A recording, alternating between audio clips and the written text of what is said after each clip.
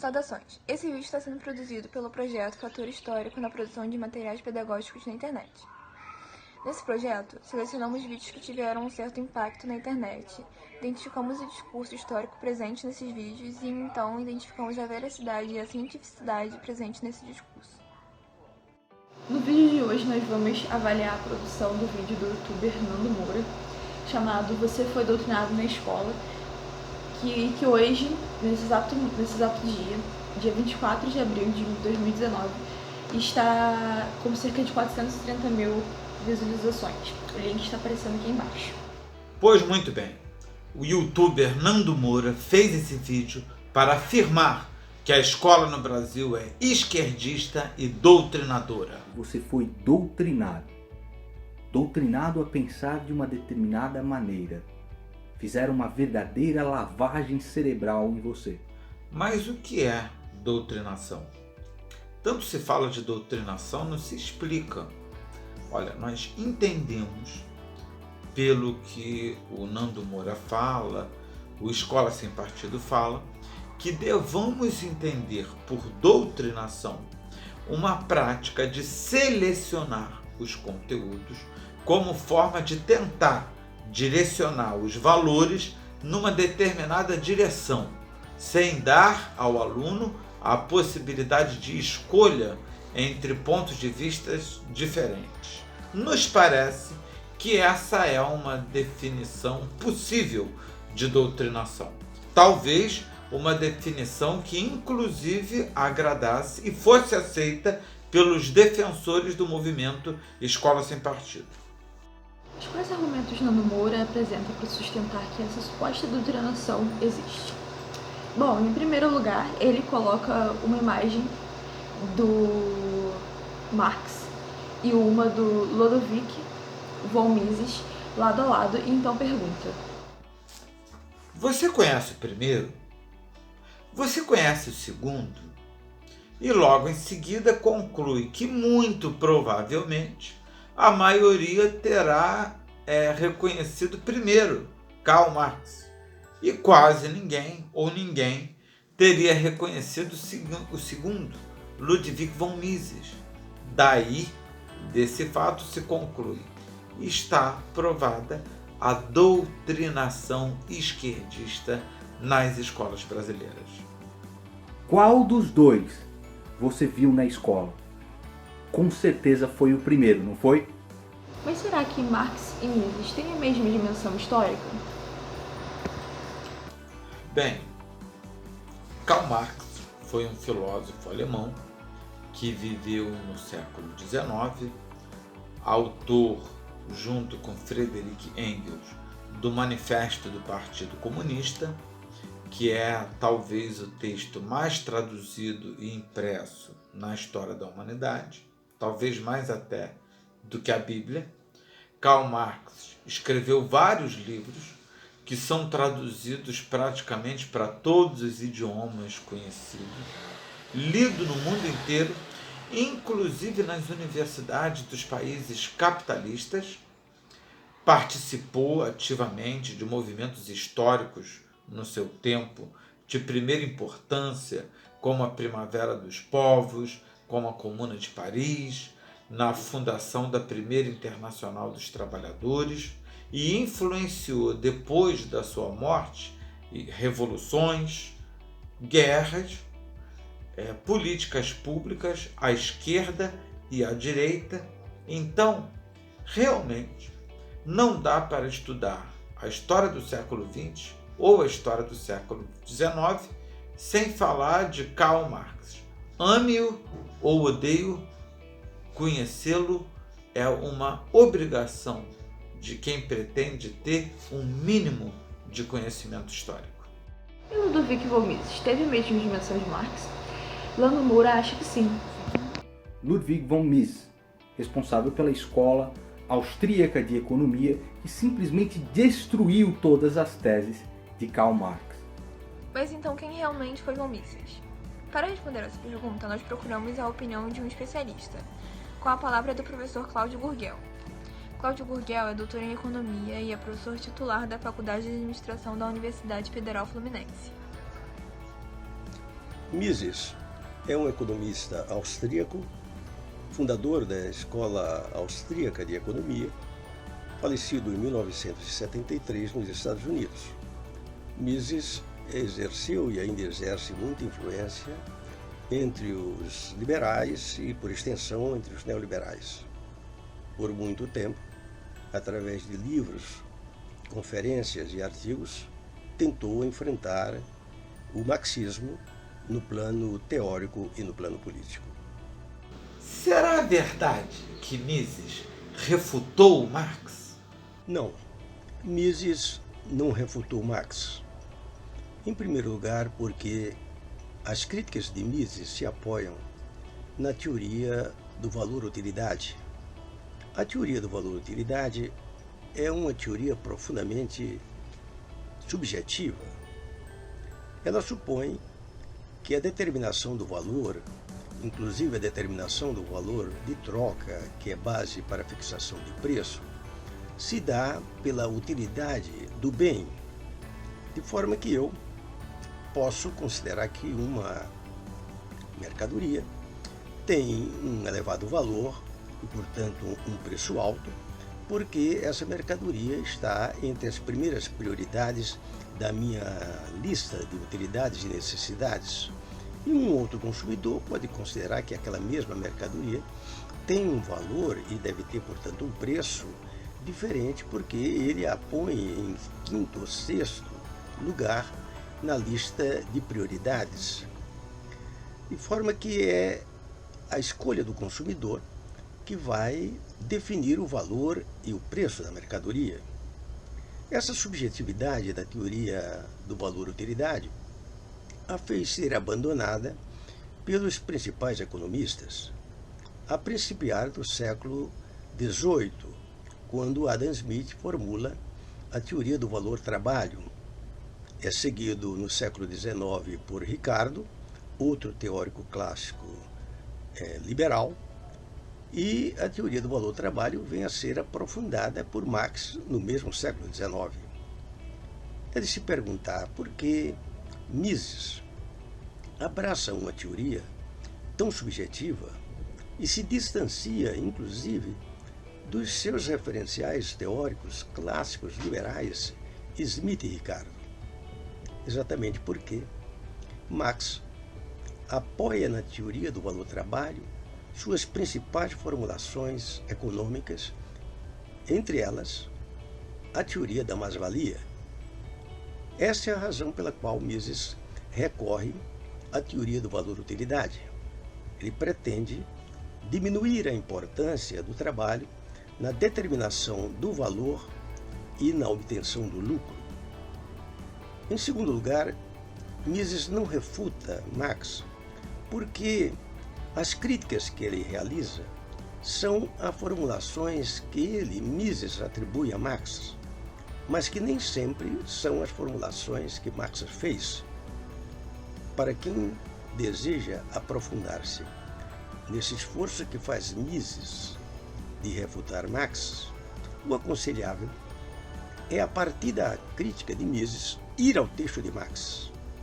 Ali é possível perceber, por seus próprios meios, que Mises, de fato, não refutou Marx. Você já ouviu falar dessa pessoa? E dessa? O primeiro foi o Adolf Hitler, criador do nazismo e responsável pela morte de mais de 60 milhões de pessoas durante a Segunda Guerra Mundial. O segundo foi Steve Biko, liderança negra que lutou contra o apartheid na África do Sul, aquele regime que segregava os negros, e morreu sob tortura na cidade de Pretória, em 12 de setembro de 1977. Se você acertou quem era Biko logo de cara, meus parabéns. Mas eu acho que não. Já Hitler eu tenho quase certeza que você acertou. Agora me bateu uma dúvida. Será que a escola é nazista? Então, será que Mises deveria ter o mesmo espaço de Marx? Tire suas próprias conclusões. A minha cabeça estava tão cheia de merda. Em seu vídeo, Nando Moura defende abertamente que a escola não pode ser de esquerda. E para definir esse posicionamento ideológico, menciona figuras históricas ligadas à esquerda como Che Guevara e Lenin. Vamos analisar um de cada vez. Que eu achava que Che Guevara era o maior herói da humanidade. O cara que quase causou a Terceira Guerra Mundial, um holocausto nuclear com a Guerra dos Mísseis em Cuba. Eu achava que era o maior herói da humanidade. Ele é bonzinho. Em 1962, os Estados Unidos estavam prestes a invadir Cuba. E Cuba não tinha força militar, evidentemente, para se defender dos Estados Unidos. Se os Estados Unidos invadisse Cuba, ia acabar com a Revolução Cubana, ia prender todo mundo, ia colocar no poder, de repente, o Fulgêncio Batista novamente, né?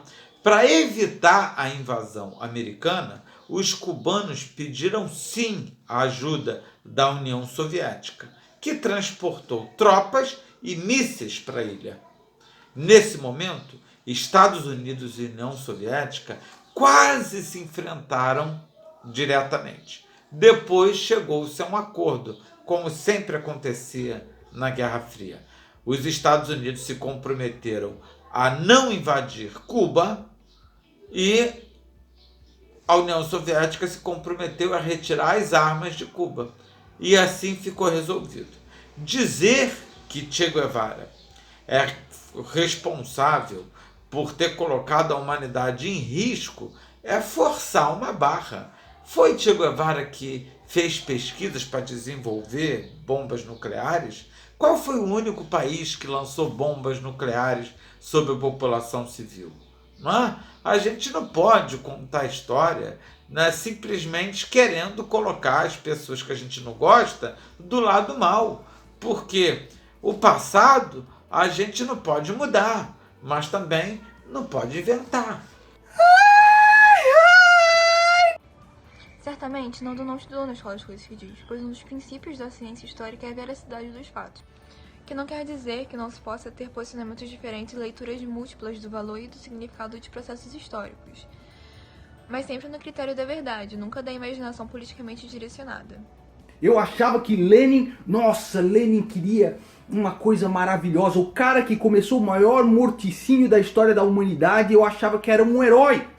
Será Lenin responsável pelos maiores morticínios da história? O que você acha? Quais são os maiores morticínios da história? O tráfico de escravos da África, bem antes de Lenin, foi um processo que inclusive veio a sustentar depois a Revolução Industrial, graças aos seus lucros. Bom, Lenin não tem nada a ver com isso. Também não tem nada a ver com a colonização da América, que matou mais de 150 milhões de habitantes. Ah, mas foi bem antes de Lenin. Foi. Mas por que não dizer que esses, efetivamente, foram os maiores morticínios da história? Bom, então vamos pegar a época de Lenin. A Primeira Guerra Mundial foi uma disputa entre potências capitalistas. Aconteceu antes da Revolução Russa. Lenin não tem responsabilidade por isso. A Segunda Guerra Mundial. A Segunda Guerra Mundial começou em 1939. Lenin morreu em 1924. Não tem nenhuma responsabilidade.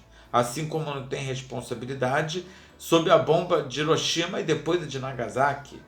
Na verdade, enquanto vivo, Lenin foi um dos maiores lutadores para que não houvesse Primeira Guerra Mundial.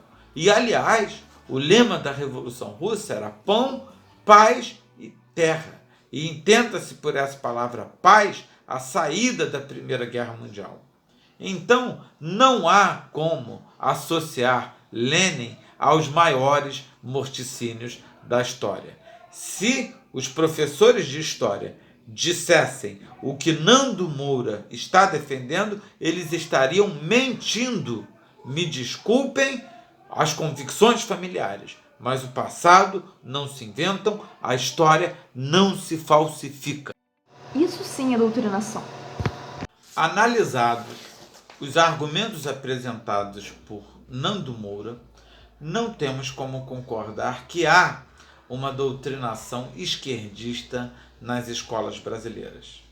isso só pode ser considerado uma fake news. Por outro lado, há uma afirmação particularmente grave. Nando Moura afirma que, por conta dessa doutrinação, que a gente viu que não existe, foi que um determinado partido político, o Partido dos Trabalhadores, chegou ao poder. Sem uma escola que doutrinasse as pessoas, nós jamais veríamos a ascensão do PT na presidência da República do Brasil. Nós jamais veríamos isso.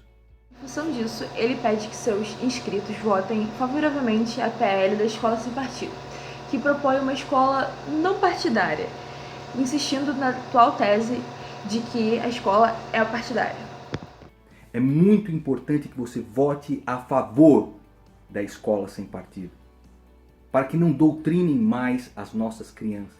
E a estação, nas palavras de Nando Moura, seria para que o PT não voltasse ao poder.